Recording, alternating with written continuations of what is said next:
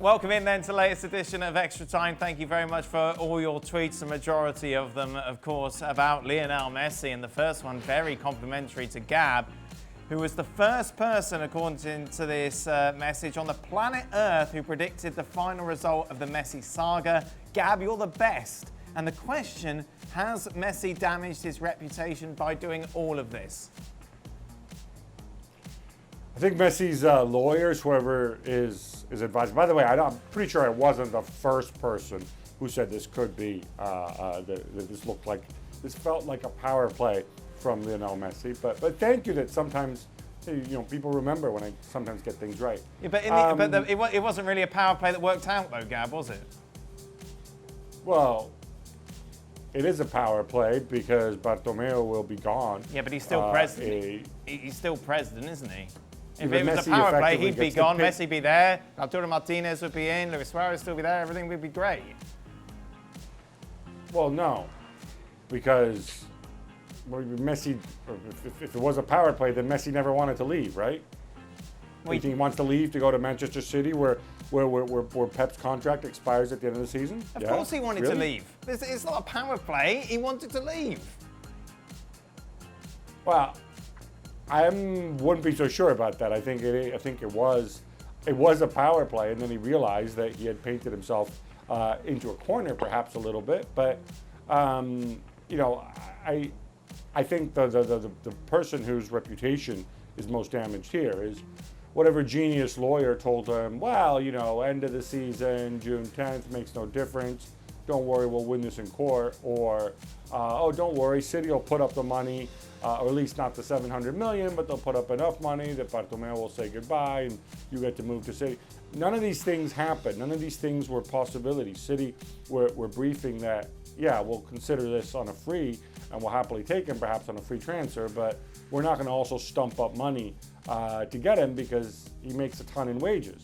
And then you saw Bartomeu's response where, he was willing to die on his sword, metaphorically speaking. And so, in the end, we have this situation. I think it was a power play that perhaps in some ways didn't end up working, but in other ways it did, because when you look at where Messi is now, he can still move at the end of the season on a free transfer. As of January 1st, he can go and sign a pre-contract with whoever he likes.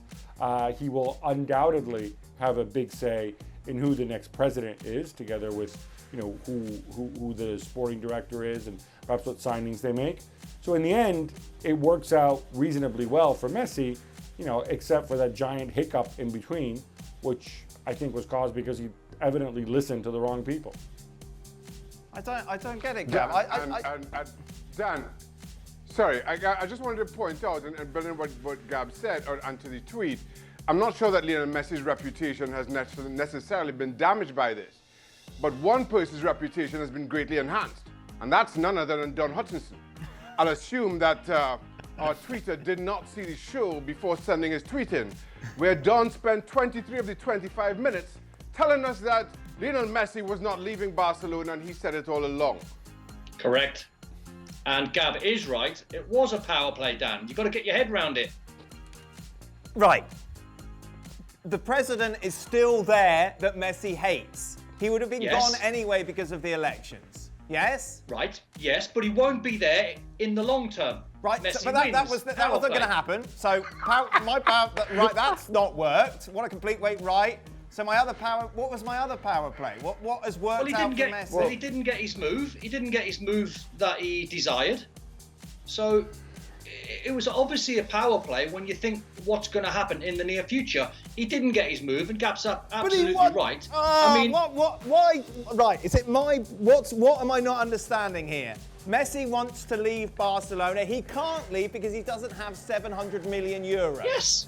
Yes, correct. So how is that a power play? What has he achieved? Because he has stuck at a club he doesn't want to be at for a year. Because he has put pressure on the current board, who, like Gab said, he said, if Messi stays, I will stand down.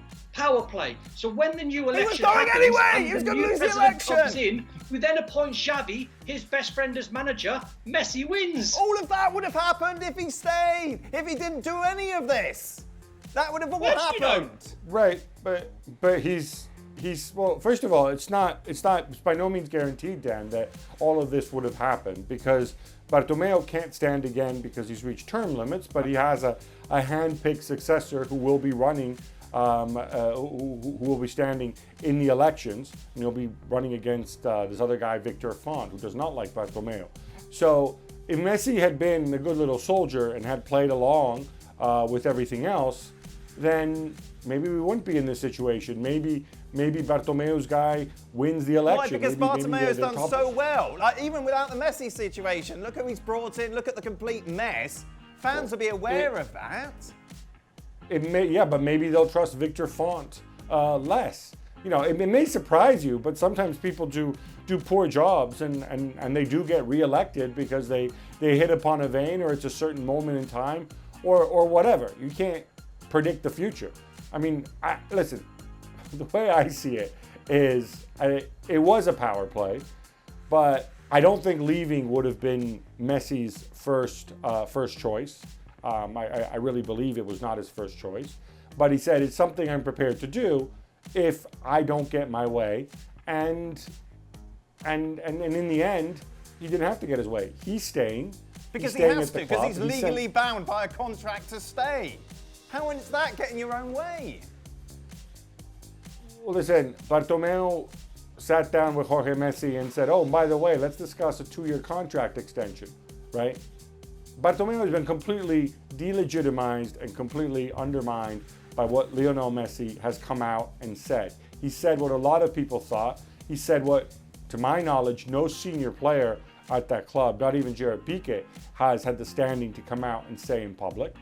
And I think that's what a lot of people wanted. Look, in the end, you know, if you want to believe that he was determined to move to Manchester City, like, I think it's an option that could have happened. But you know what? Like I said before, the issue with City was the transfer fee. If Lionel Messi says, hey, you know what? I'll take a pay cut, or I'll take something heavily bonus related to free up cash so that City, you can go and offer Barcelona 100 million. You don't think Bartomeu would have taken it? You really don't? Or 200 million, whatever number you want. You really think Bartomeu would have stuck out for we'll take 700 million now, which nobody will give us, and then we'll keep an unhappy Messi for a whole year and then watch him walk on a free in June? You really think Bartomeu is that demented that he would have done that? That would have been his parting gift to Barcelona? Come on. Right, we've got all these questions. I've got to get. How are we supposed to watch Barcelona now, Shaka? Messi has a broken heart. Now we all do. Oh. Oh, yeah. Listen, I think Messi. I think Messi will be as outstanding as he always has, despite his broken heart. The challenge for Barcelona this season will be the same that it has been for the last 2 or 3. How do you fill the gaps that Lionel Messi needs for this team to be as successful as it needs to be to keep Lionel Messi? Nobody's had the answer. Bartomeu certainly doesn't seem to, and that is the challenge. This is just going to be another season similar to what we've seen over the last 2 or 3. Don, can you imagine a situation where Messi gets booed next season? No, not in a million years. Not in Who's a going to boo him? years. Bartomeu? Come on, man. How is Messi going to get booed for saying how he feels about the current board? Well, he's playing a power play. A lack of amazing signings to try and, when he's been carrying this football club for many a year. How's he going to get booed? It's impossible. Gab, with Messi staying at Barcelona, should Manchester City focus their energy on getting Koulibaly from Napoli? I think that's where their energy's been all along, is on getting another central defender. The issue with Koulibaly is that, obviously it is a lot of money to spend for a guy in his late 20s, as outstanding as Koulibaly has been. That said, I don't think there's any question that City could use another central defender, and if you get one of the world's best in Koulibaly, then all the more so. Which formation, Don, should Chelsea use after all these signings? Kai Havertz, of course, confirmed today. Don't care. Just want to see them all playing. I want to see I want to see Kai Havertz playing. I want to see Pulisic playing. I want to see Timo Werner playing. I want to see Mason Mount playing. I want to see Kovacic playing, because Chelsea are going to be so exciting to watch next season. They really are. I can't wait to watch them. Listen, I hope they do well. I think Frank's put himself under a bit of pressure, but I think he enjoys that pressure, and rightly so. Now he'll be judged as a proper Chelsea manager, not someone that's just come in who was an ex-Chelsea player and got given a year with, his best player, Eden Hazard, leaving in a transfer ban. I like how he's brought the best players in and put himself under that bit of pressure to try and get closer to Man City and Liverpool. They're going to be amazing watch. You forgot Ziyech, Don. You hate Ziyech. Well, I love him. Who has the brightest future? Foden, Greenwood, or Mason Mount, Shaka? I'm going to go Greenwood. I think as a striker, even as young as he is closer to being complete than the others, than Foden or Mount. And when you see how cleanly he hits the ball with either foot, when you get to see some of his movement and his own contributions, for me, he is the brightest spark of the three. Gab, why did Inter so foolishly stall on signing Tonali? Tonali, is that what I'm saying? And in doing so, open the door for AC Milan to sign him? Because it's Inter, and having done something really, really smart and really clever that a lot of people praised them for, and signing Achraf Hakimi, they decided, we better balance this out by doing something stupid and soiling the bed here. Look, I'm half joking here. The thinking, the official storyline coming out is that obviously Conte likes Tonali a lot, and that's why they were interested in him.